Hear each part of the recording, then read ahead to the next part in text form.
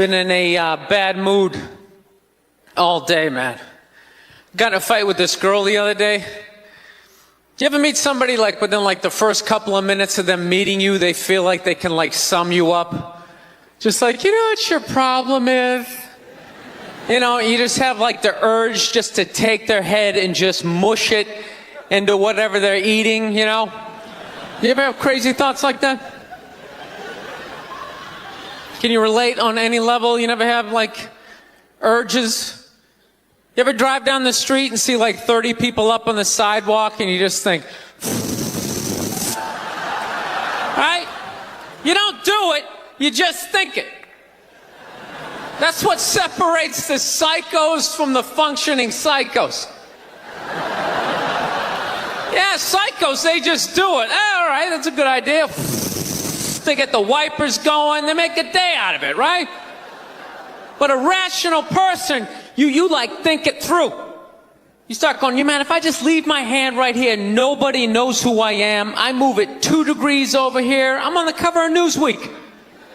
I'm instantly famous. Right here, no one knows me. Like, hey, Bill, you want to go to the cookout? Maybe you could bring that potato salad you brought last year. It was such a big hit. One of the most horrific scenes we've seen in years. Bodies just strewn about. You know, Amy's gonna be there. She's still asking for you. You should ask her out. No indication he even tried to stop. Seriously, you're getting older. Put your hands on the dashboard. Put them on the dashboard. You have those? All right.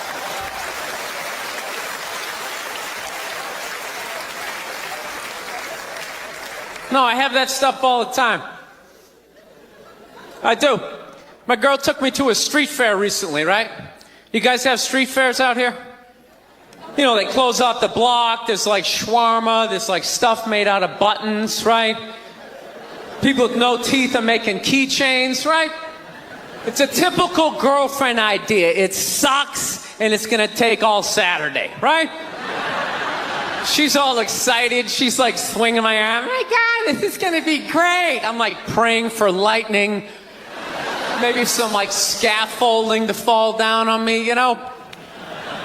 No, we show up, right? The first thing she sees is this big table and nothing but homemade jewelry, right? Homemade jewelry. It's got twigs, macaroni in it. It's a table of crap. It's crap. The whole thing is crap. But she loves it. She's like, oh my God, look at these earrings. Do you like these? Do you think these are nice? I just want to be like, no. If they were nice, they'd be in a store. All right? There'd be a roof, some sort of structure would be built around this. This is crap. This is just a table of crap. The guy's even wearing shoes. That's a good indication that this is crap. But I didn't want to ruin a day, so I'm like, yeah, go ahead, check it out. I'm going to go get some air. Even though we're outside, I think there's more air to be had, right? So I walk like 3-4 tables away, and I come up to this lady. She got this big table of nothing but muffins. Muffins, right? It's like 85 degrees out. She's selling muffins, and she's got this big stupid, look at the muffins I made, look on her face. And the second I saw that part of my brain was just like, dude, what would happen if you just walked up and just said, hey, lady, these your muffins? Oh, yeah? And I just started going, blam, blam, blam, blam, blam, blam, blam.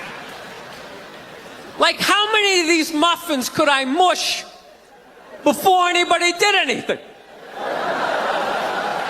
I mean, realistically, I think I could have got the whole table. Because even if you saw me doing that, it would take at least 5 to 6 seconds to process. Like, did they say he could do that? Is it like a game? Do you eat the muffin off your fist? That just seems like a waste of pastry.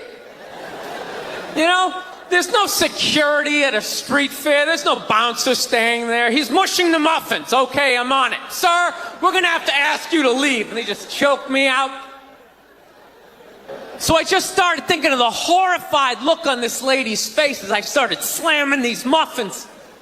And out of nowhere, I just started laughing like a maniac. Oh yeah, I'm like slumped over this fried dough cart. I'm dying.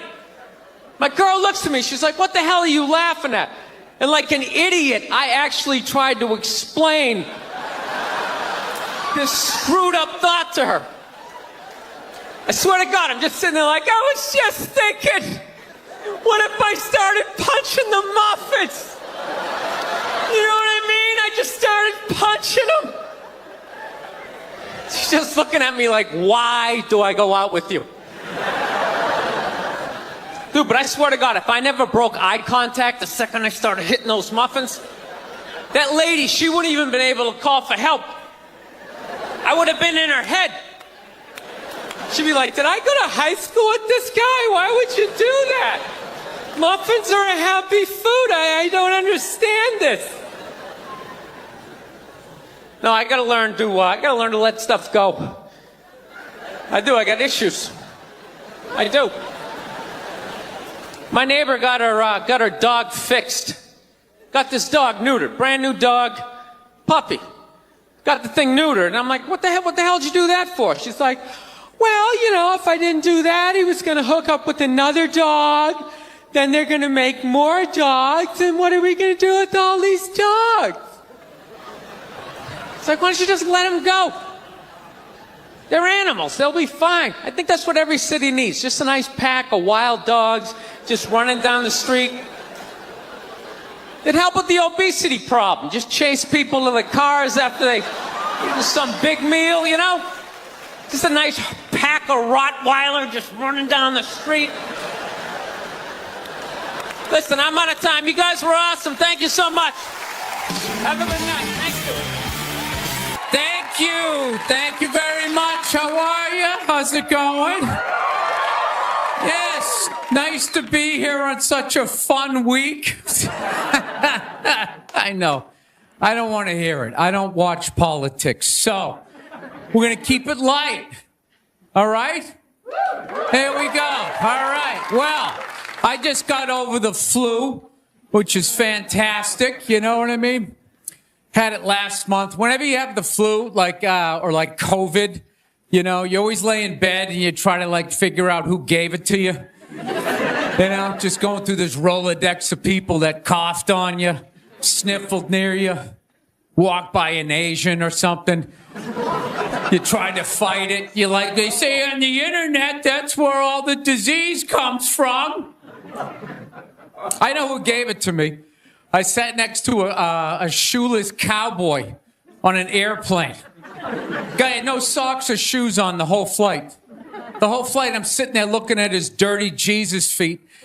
And all I'm thinking is the next pandemic is growing in the bottom of his feet. And all I'm going to be is the next, you know, patient number 2, whatever the next disease is, you know? So, I'll tell you what kills me is I looked at the guy and all I'm thinking is, like, you know what?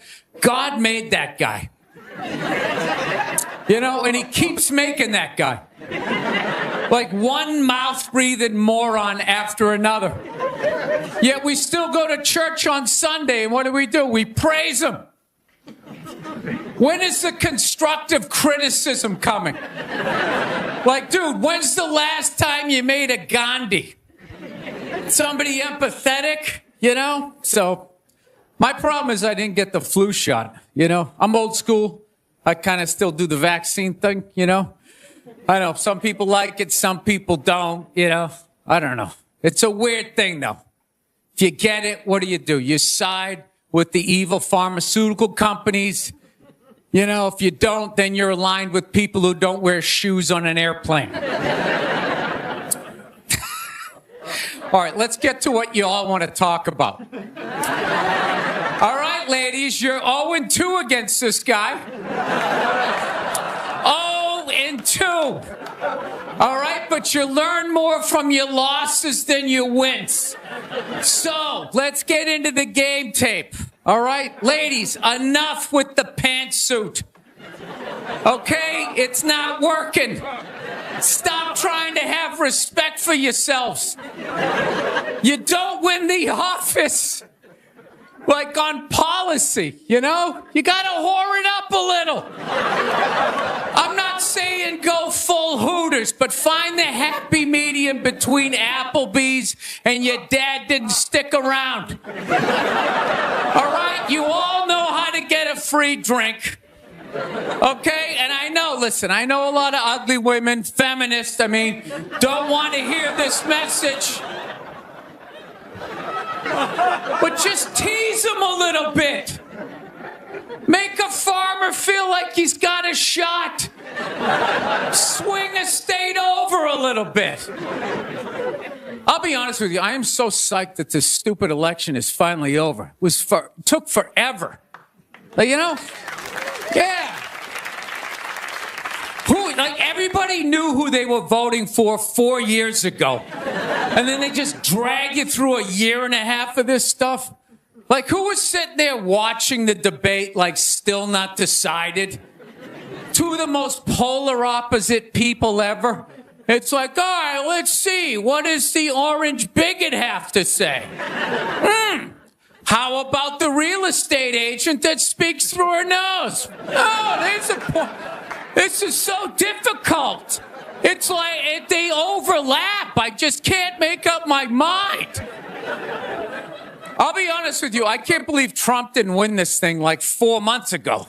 I know that's weird for younger people to hear, but when I was a kid, if you were running for president and you got shot and you didn't die, that was the end of the election.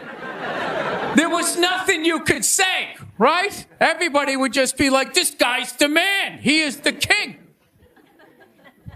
I don't know. I'll be honest with you. I think the number one reason Trump survived is all those herky-jerky movements that he does. You just can't nail the guy down. I gotta be honest, the guy is a lunatic. He literally got shot and immediately jumped back up and started yelling in the direction the bullets were coming from, unarmed. That's not a sane human being. I would have been on the ground crying in the fetal position, all right, give me the truck. I don't want this job anymore. Just tell her she won. Tell her she won. But Trump's got all those weird, coming out. I think the guy couldn't get a bead on him, And right as he pulled the trigger, Trump was just and Sleepy Joe, and the bullet went by his head.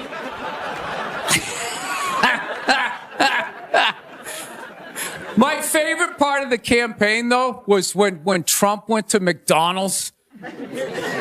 Wasn't that amazing? That's the only time I've ever seen that guy truly happy. He was glowing. When he got behind the counter, it was he was behind stage at like Springsteen or something. He's like, oh my God, this is where they make the French fries. And he was sticking a couple of extra in one. He goes, hey, whoever gets this one's going to be excited. It's oh my God, was that empathy of the people, Donald?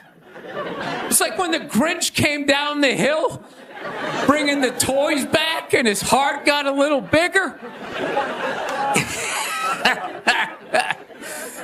All right, we'll end on something nice here. I fell asleep the other night. You ever fall asleep watching TV? You leave it on, and you wake up at 3 a.m, and whatever you're watching makes you feel like you're still dreaming.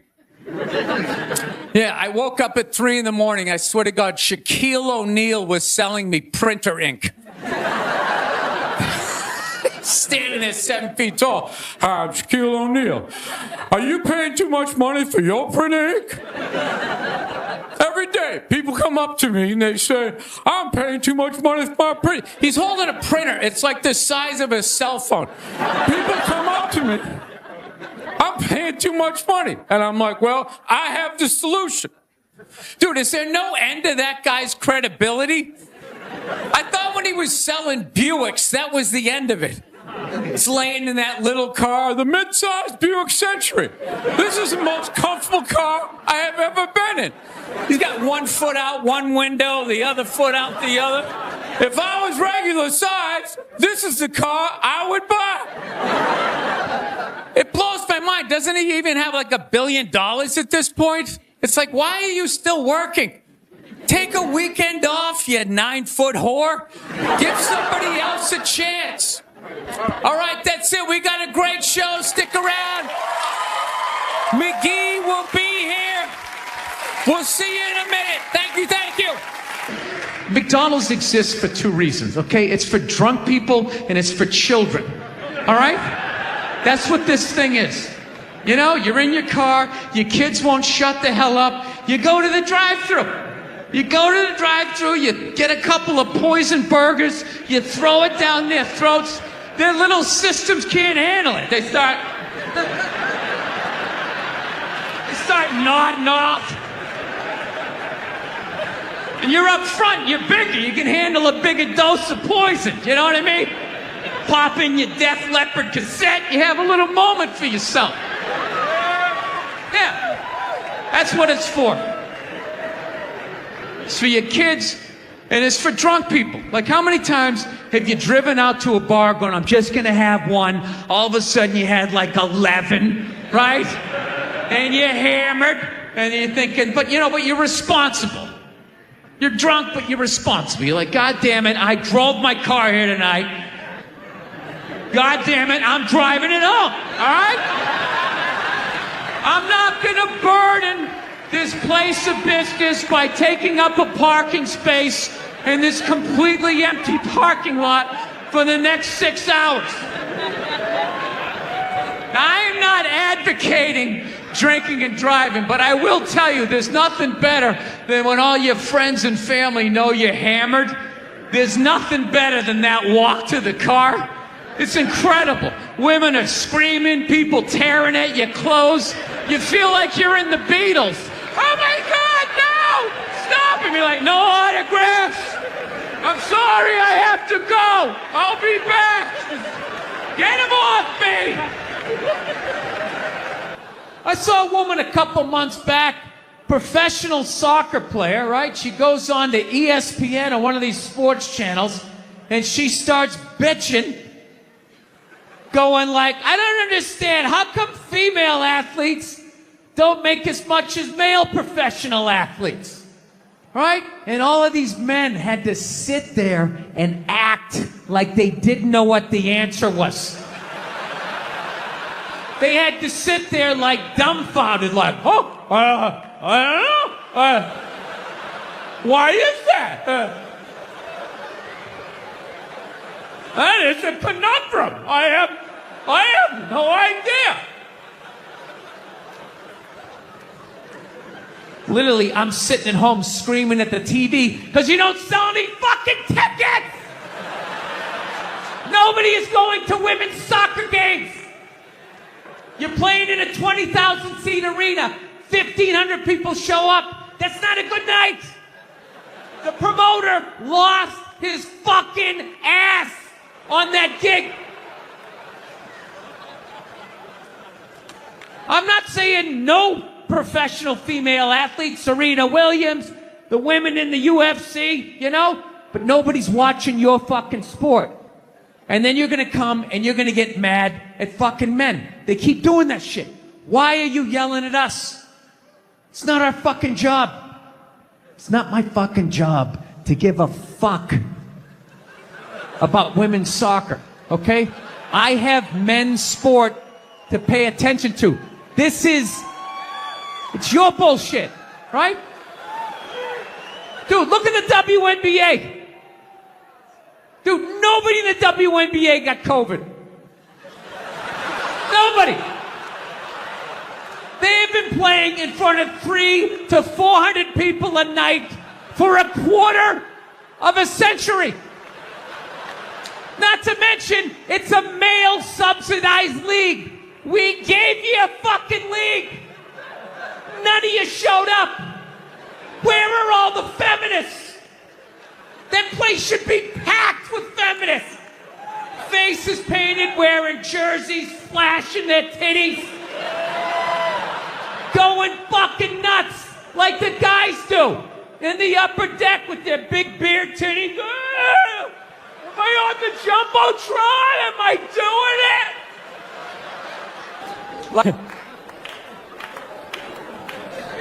Actually, I got a couple of friends of African persuasion, and I got to get rid of them, man. I got to admit to you.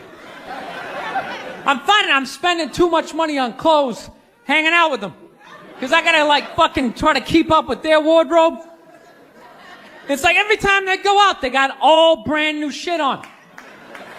All brand new shit. So when I show up with my white version of brand new, which is, I ironed the shit, right? I ironed it, right? It's new. They just start trashing me. I can't keep up with them, man. They got like fucking 58 pairs of sneakers. Ever notice that shit? Like every color fucking Timberland? And I don't give a shit what fucked up color their shirt is. They got a pair of shoes to match it and a hat. It's like a rule or something. They're the worst. Even when you wear some new shit, there's like some sort of rule that you gotta like space out the amount of time within which like that you wear it. Because God forbid you wear the same shirt within a 10-day period, one of them's gonna notice. All of a sudden just look at you funny like, this motherfucker's got the same shit he had on last Tuesday. And then the whole car's like, oh shit! Then everybody just starts making fun of your fucking clothes. First they do the math, like, what was that, 5 days ago? 5 days? This motherfucker got 5 shirts!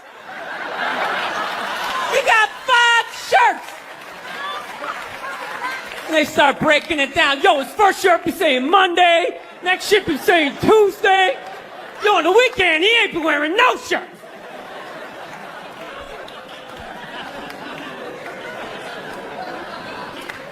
I'll tell you, it's actually funny. You know what? That's actually how I judge black guys now. When I first came to the city, like, all black people scared me. No, I was like the typical white dude from like the suburbs, you know what I mean? Had no frame of reference, you know? So my only frame of reference with black people was like, remember those early 90s gangster rap videos? Throw the fucking LA riots in there, man. It was fucking horrible PR. I'm watching the videos, oh, he's got a nice car, he's got all the women, and he's still fucking mad. These black dudes are never happy. But after 10 years of living in this city, this is how I narrow it down. Whether a black dude scares me or not. Black dudes with dirty sneakers scare the fucking shit out of me. No. I figured out in my head, because I know from hanging out with them, that's the last shit that they're gonna let go. The immediate shit that they have on. So I think, you know, if his sneakers are fucked up, that means his life is fucked up. Every time he leaves his building, the whole neighborhood, oh, shit! Everyone starts making fun of him. He's on the train in a bad mood. I kind of have this howdy-doody, kind of mug-me kind of face. I'm not saying something's gonna happen, I'm just saying, I'm paying attention. So I've been seeing this girl recently, this black girl, right? She lives up in Harlem, you know, gone out like 3-4 times, you know. First time we hung out in like the Village area in New York, you know, which is sort of like a racially mixed area. So shit was cool, you know what I mean? Second time we hung out was more like Midtown, you know. Then the third time, she called me at like 3:30 in the morning, and she wanted me to come up to her apartment, right? So it's 3:30 in the morning, she lives in Harlem, I look how I look, so it's a fucking situation.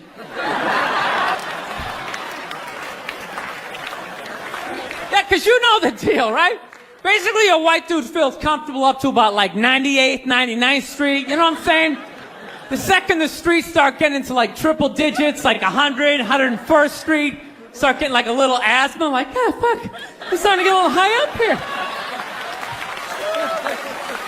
You feel that little tightness in your chest? Can you feel that? 106th Street, you're like leaning on shit like, dude, where'd all the cabs go? How come there's no taxis up here? Dude, what's a bodega? I don't know what that is. Let's get the fuck out of here. So I'm praying to God, she's gonna tell me to take the subway, get off at like 105th Street, 103rd, you know, which is like the first stop into Harlem where I can still look over my shoulder and see like all the white people like disappearing over the horizon, you know? But she goes, no, man, you want to get on the Uptown 2-3 train, you want to get off at 125th Street. I'm like, God, fuck, 125th Street. Jesus Christ, that's like right in the middle of everything. I'm going to be surrounded on all four sides. I can't fucking do this.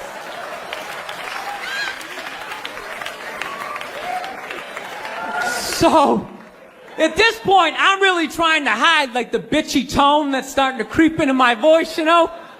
And I'm trying to ask for really specific directions for when I get up there, because I want to know exactly where I'm going. So she starts naming the streets I have to go down, and every other street up there is named after like a black leader, you know? She's like, make a left on Adam Clayton, take a right on Frederick Douglass. I'm like, God, fuck Adam Clayton.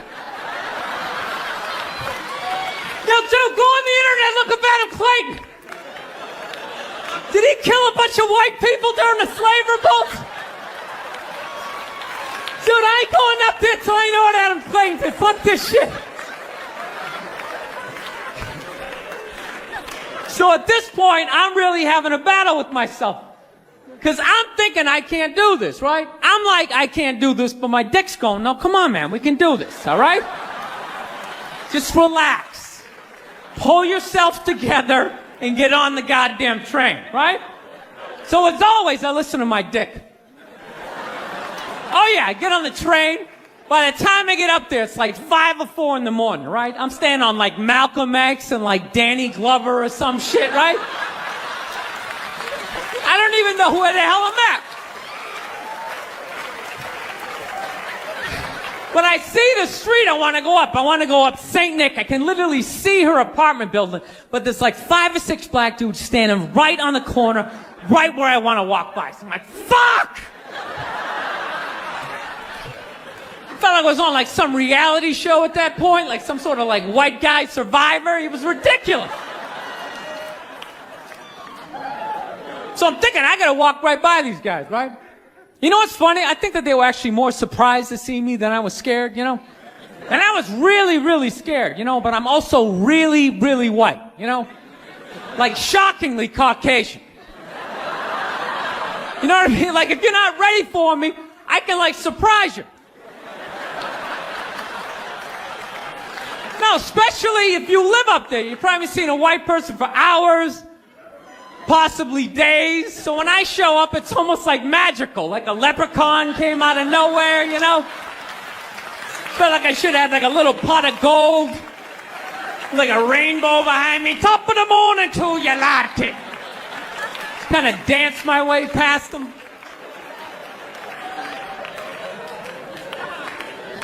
But it's been going all right, you know? Once I get in her apartment, I'm fine, you know? I relax, sit down, you know, watch a hip-hop countdown. Pretend like I know the groups, you know what I mean? It's just getting there that's a fucking pain in the ass. But, you know, I don't get mad at it, because I figure, you know, black dudes got to go through the same shit, though, right? When you go out to the suburbs, go fuck a white girl, right? Just that same awful feeling of just leaving your people behind, you know, just less and less of you as you're fucking driving out there. Probably start off lean and you're all fucking cool. 20 minutes in, you're driving like 10 and 2, the radio's off. Like, dude, I don't like this shit. I don't like this shit at all. There's too much grass, I don't see any rims. This is fucked up. None of the windows are tinted. I can clearly see white people in every car. This is fucked up. Listen, you guys were awesome. Thank you so much for coming out. South, man, I had a real weird experience last time I came down here. I was in Nashville, right? Sort of an awkward social situation, right? I'm sitting at this bar. There's this white dude sitting like 2 stools away. I don't know him. He doesn't know me. And that life can pass you by. It happens. You know, you just keep living and living and living. You know what it is? I think you got like 25, 30 years to absorb as much as you can. And then that's it. That's all you know. Because right around then, you get married. And it's over. Right? You have a couple of kids. You're sucked in the bubble. You don't have time to pay attention to what's going on in the world. You're just stuck with these kids. It's shitting all over the place. Don't be a serial killer. Don't touch that. You're just stuck in that. You have 3-4 kids. That is a 25-year sentence. Trying to get them all through college. Society just keeps fucking going. You get the last one through college, you step back out of the bubble, just... You don't know what happened. You're not even paying attention. You go back to your old record collection. Right?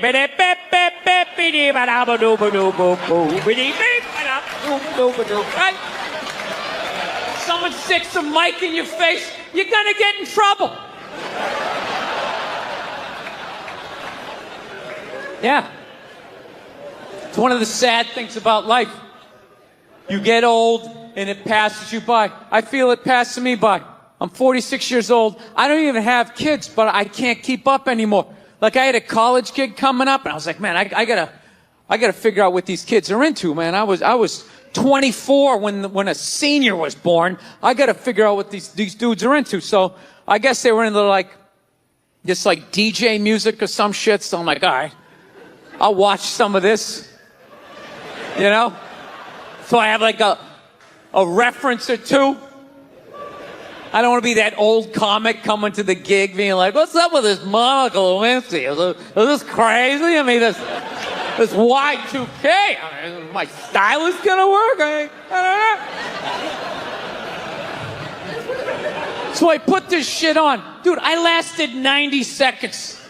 90 seconds. I was open-minded. All right, put it on. 90 seconds later, I'm like this old man. This isn't music. Now, when I was a kid, you dressed like a woman and you sung about the devil. Now that was music.